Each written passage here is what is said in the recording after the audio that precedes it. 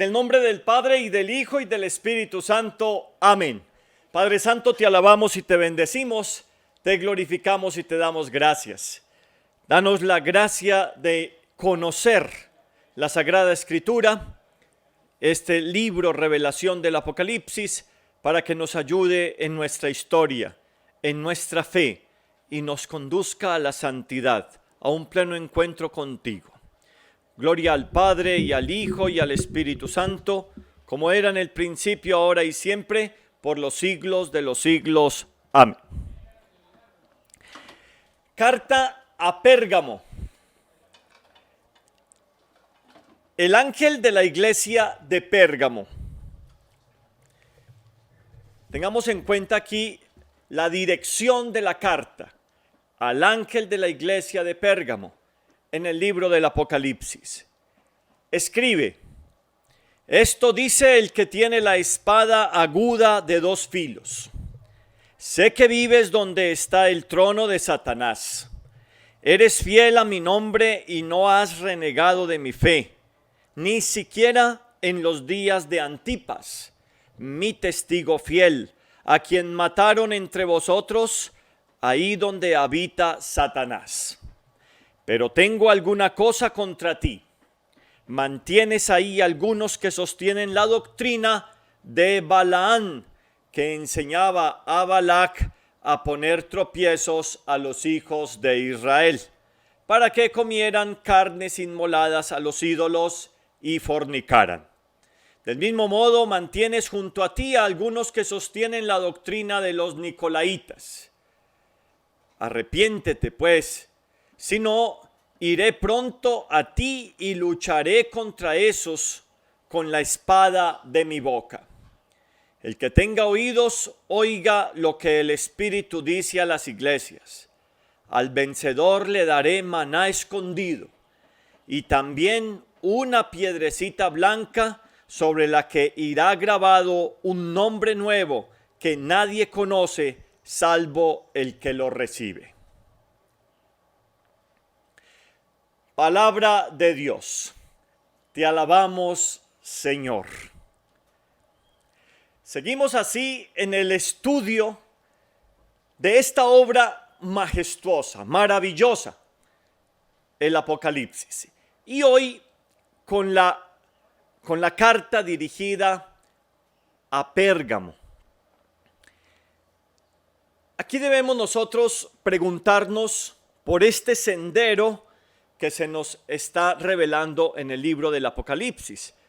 Ya se nos ha dicho cómo volver al amor primero, a la puerta estrecha que es la cruz, el árbol de la vida, cómo la tribulación no altera la fidelidad. Y ahora en la carta a Pérgamo se nos muestra cómo en medio de la idolatría, en estas circunstancias que amenazan la pureza y la vida de los creyentes, dar testimonio de la fe es nuestro compromiso y nuestra tarea. Tengamos en cuenta estos tres elementos. A Pérgamo debemos ubicar la ciudad a 100 kilómetros al norte de Esmirna, 5 kilómetros de la costa del Mediterráneo, una hermosísima ciudad que ha sido gobernada por la dinastía atálida y que han construido en medio de la ciudad una biblioteca de renombre en la historia que recuerda el pergamino que ha sido de la piel de oveja usado para escribir y que ha sustituido el papiro egipcio. Con este gran recuerdo de la ciudad, también en el libro del Apocalipsis, en el capítulo 2, versículo 12, se nos empieza a narrar como la visión propia de la ciudad. En esta ciudad se ha construido el templo a Asclepio, que es el dios de los enfermos, y también el trono, el altar a Zeus, que en este momento pues, se conserva en el Museo de Berlín. A lo mejor es a esta alusión que hace el texto cuando menciona: sé que vives donde está el trono de Satanás. Pero también puede ser alusión al templo a Augusto y a Roma, que fue un legado propio de la dinastía atálica, con el último de sus representantes que dejaron a los romanos el legado, el reino, Átalo III, en el año 132. Aquí lo que envuelve este dato que nos trae el Apocalipsis es la tentación de la idolatría en la cual fueron creciendo los creyentes, los primeros cristianos que van camino a dar testimonio. Y esa es la fuerza de esta carta, que en medio de la idolatría, allí en toda esta circunstancia de tentación, los creyentes han dado testimonio de la fe en todo este ambiente hostil. Solo que, como esa es la fuerza dirigida a cada uno de nosotros con la lectura del Apocalipsis, pues implica para nosotros también esta tarea: el ser fieles hoy en este contexto neopagano con el testimonio de la fe, que nosotros podamos en la catolicidad de la iglesia ser testimonios coherentes. Ahí nos está pidiendo Dios a cada uno de nosotros. En esta ciudad, una hierba maligna se comienza como a meter, ¿no? Es como serpentear, empieza a crecer, y es propiamente la tentación de los nicolaitas. Por eso aparece aquí una referencia concreta. Tengo alguna cosa contra ti. Menciona a Balaam, que lo encontramos en el libro de los Números, capítulo 22 a 24, que es Balac, el rey de Moab, que llama a Balaam para que maldiga al pueblo de Israel. Balaam hace construir 7 altares y siempre termina escuchando la voz del Señor, pero que en el capítulo 25, versículo 1 a 3, aparece la tentación propiamente que genera Balaam a Balac en la prostitución, en prácticas sexuales inmorales con los israelitas, y un engaño que se va dando a cada uno de los miembros de Israel, que es lo que denuncia inmediatamente la carta. Por eso dice Balaam, que enseñaba a Balac a poner tropiezos a los hijos de Israel. Se refiere a este relajamiento sexual también por la existencia de la prostitución sagrada, que no resultaba agradable a los ojos de Dios. Un paganismo metido dentro del pueblo de Israel, pero sobre todo en 2 elementos fundamentales, que es lo que luego va a señalar en el versículo 15. Del mismo modo, mantienes junto a ti algunos que sostienen la doctrina de los nicolaitas, que tiene el sentido propio de esta realidad del comer las carnes sacrificadas a los ídolos y la prostitución. Estos 2 elementos, comer la carne sacrificada a los ídolos, es que ya era entrar en la idolatría y formar parte de una mezcla. Propiamente es lo que el Antiguo Testamento va a llamar la prostitución, mezcla con el cristianismo de prácticas religiosas paganas.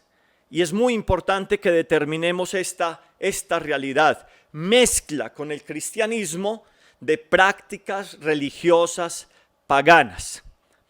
Esa es la denuncia que hace al ángel, el ángel propiamente, a los cristianos de Pérgamo, y que ya nos están dando a nosotros una luz, porque aparece como una llamada, es una trompeta para cada uno de nosotros.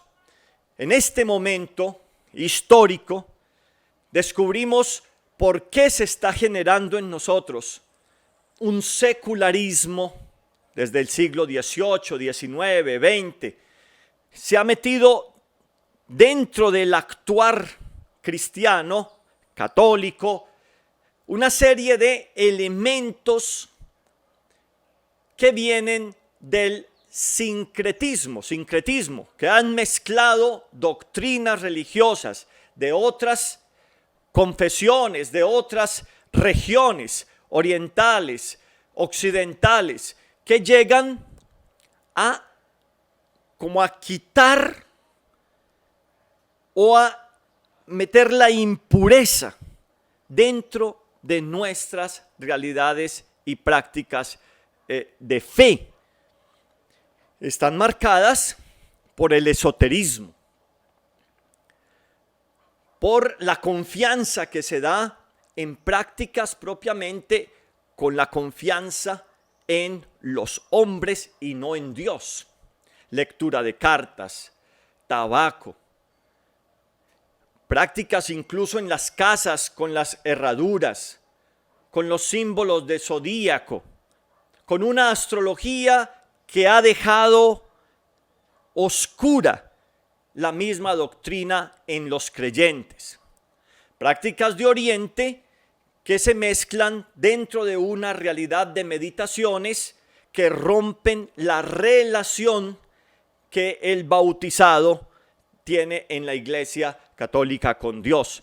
O sea, es una llamada propia a que nuestra fe se va mezclando con otros grupos, otras confesiones, otras denominaciones que sacan de los sacramentos, que rompen la relación profunda de la Eucaristía, quitando dentro el ser, que es la encarnación con todo lo que significa la historia salvífica, desde la creación, la redención y la parusía. Es en la tentación que nosotros podemos caer, y la carta nos denuncia a cada uno de nosotros cuando nos dejamos llevar por estas tentaciones idolátricas. En este sentido sería la idolatría. Ya la carta nos está diciendo, si te mantienes fiel, entonces recibirás el premio. Si rompes tu relación y apostatar, o sea, renunciar a la fe, también tienes tus consecuencias que nos las irá entregando el Apocalipsis a lo largo de cada uno de sus libros. Pero aquí se denuncia propiamente el sincretismo. Y en medio de esta realidad que nosotros hoy estamos colocando dentro de nuestra fe, que por una falta de conocimiento, y el pueblo muere por ausencia de conocimiento, por ausencia de una iniciación cristiana que realmente madure la fe, que nos lleve desde la lechita hasta el alimento sólido, como nos lo narra o nos lo presenta la carta a los Hebreos en el capítulo 5, que tengamos realmente nosotros esa necesidad de madurar la fe. Ya aquí se nos está dando un paso precioso para nuestra condición de creyentes, de llegar a ser creyentes. Ahí es donde aparece en escena Cristo con la espada, el aliento de su boca que destruye los ejércitos del mal, o sea, Cristo Jesús, que entra en el juicio, ya nos anuncia el juicio final, que es el momento en que Él mismo va a separar las ovejas de las cabras. Venid benditos de mi Padre, porque tuve hambre y me diste de comer. Tuve sed y me has dado de beber. Estuve enfermo, me has visitado. En la cárcel has venido a verme. Desnudo, me has vestido. Forastero, me has acogido. Este juicio viene preparado también por la entrada en escena de Cristo, que para los que han sido fieles y no se han dejado tentar por esta idolatría, promete las dos realidades fundamentales, dos regalos. El primero, el maná escondido, y el segundo, una piedrecita blanca. El maná escondido, la Eucaristía. ¿Cómo se nos anuncia con lo que Jesucristo nos presenta? El Evangelio de San Juan en el capítulo 6, yo soy el pan de vida. Quien me come vivirá para siempre. Pero es desvelar la Eucaristía. Nuestro afán ahora evangelizador, hermanos, por conocer desde pequeños toda la dimensión de la Eucaristía. Porque cuando celebramos sin conocer, no celebramos. Y cuando estamos ahí en la Eucaristía, pero no conocemos todo lo que sucede dentro, no valoramos el tesoro único que se nos está entregando. El alimento celestial, el pan bajado del cielo que necesitamos para caminar en la historia, para entrar en el desierto, para encontrar sentido a toda nuestra existencia. La Eucaristía, el pan. Yo soy el pan bajado del cielo, dice el Señor. Y con todo este capítulo 6 del Evangelio de San Juan se nos entrega, completando ahora, por eso el anuncio que nos da el Apocalipsis, la centralidad de la Eucaristía en toda nuestra existencia como creyentes. Y la segunda es la piedrita blanca. La piedrita blanca que tiene varios significados. Uno sería el puesto que ubica en el banquete. Ya tiene el sentido de pasa al banquete de tu Señor, siervo fiel, y sentarnos a la mesa en el nuevo banquete que ya es preludio del banquete del reino, la Eucaristía. O también tiene el significado la piedrita blanca de las joyas que se entregan en el matrimonio. Es una relación nupcial en este amor que Dios ha entregado a su pueblo y que se corona en el Apocalipsis con el banquete nupcial. Los invitados a la boda, detrás están las vírgenes, recuerdan, necias y sensatas, que tienen las lámparas encendidas y que estas lámparas encendidas corresponden a un aceite que se ha recogido a lo largo de la historia, que es la fe, y que aquellos que tienen la fe pueden entrar al banquete, pero que la han recogido durante la historia mediante la escucha de la palabra, mediante la vida en comunidad y la celebración de la Eucaristía. Lo importante de esta piedrita blanca es lo que tiene dentro, que está allí en uno de los bordes, propiamente en el centro de la piedrita, es un nombre nuevo. Nos lo anuncia la carta. Entonces irá el vencedor, le daré un maná escondido, Eucaristía, y también una piedrita blanca, una piedrecita sobre la que irá grabado un nombre nuevo. El nombre de Cristo resucitado.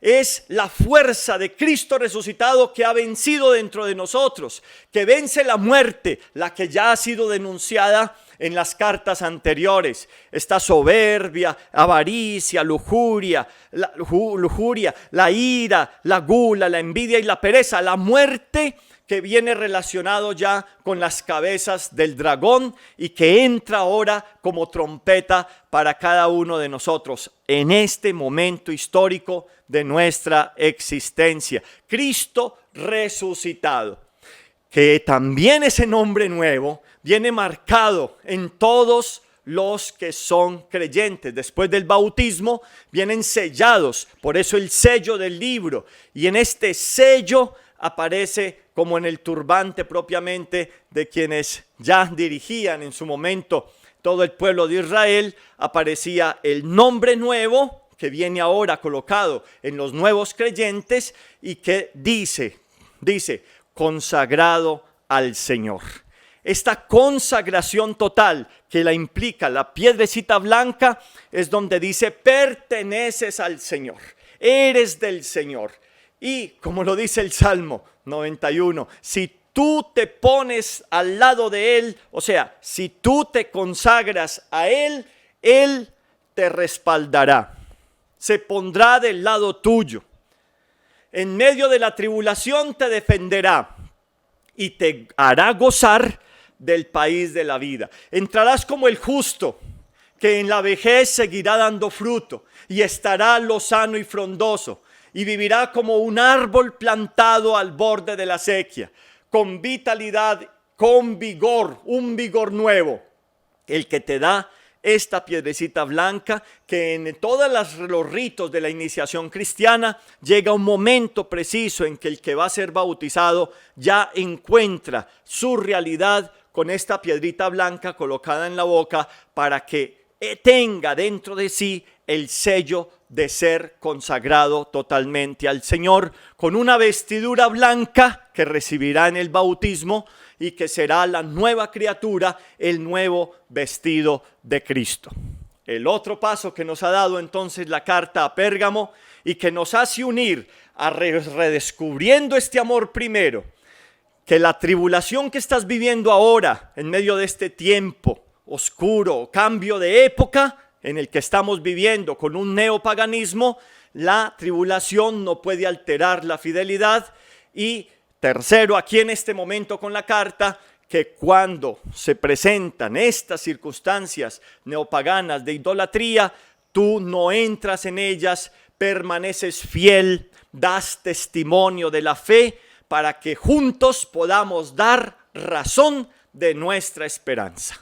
Padre Santo, yo te alabo y te bendigo, te pido por todos los hermanos y hermanas que han escuchado en este momento este anuncio, esta trompeta. Te pido que les abras el oído y el corazón para que después de escuchar puedan anunciar a otros hermanos, pero también puedan ellos desde su vida, desde su ser, hacer la conversión a ti, para que tengan la vida abundante, la vida en abundancia que da solamente Cristo el Señor, por manos de la Santísima Virgen María, que nos está llevando a Jesús para que por Él demos gloria a ti, Padre, en la unidad del Espíritu Santo. El Señor esté con ustedes, la bendición de Dios Todopoderoso, Padre, Hijo y Espíritu Santo, descienda sobre ustedes y los acompañe siempre.